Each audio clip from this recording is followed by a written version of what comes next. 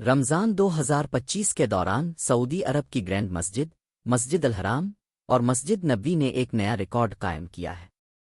ان مقدس مساجد میں افطار کے لیے غیر معمولی انتظامات کیے گئے، جن کے تحت روزانہ تقریباً 2 لاکھ روزہ داروں کو افطار فراہم کیا گیا۔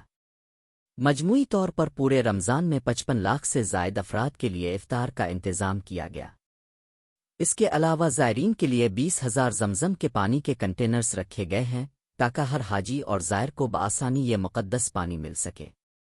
مسجد کے اندر 33,000 نئی قالینیں بچھائی گئی ہیں اور معذور یا کمزور افراد کے لیے 10,000 وہیل چیئرز اور 400 الیکٹرک گالف کارٹس دستیاب کرائی گئی ہے۔ ان انتظامات نے گرینڈ مسجد اور مسجد نبوی کو رمضان 2025 میں افطار خدمات کے لحاظ سے ایک تاریخی مقام پر پہنچا دیا ہے، جہاں دنیا بھر سے آئے ہوئے زائرین کو ایک منفرد روحانی اور آرام دہ تجربہ فراہم کیا جا رہا ہے۔ مزید تفصیلات کے لیے درج ذیل ویڈیو ملاحظہ کریں۔ رمضان میں گرینڈ مسجد اور مسجد نبوی نے بڑا ریکارڈ توڑا۔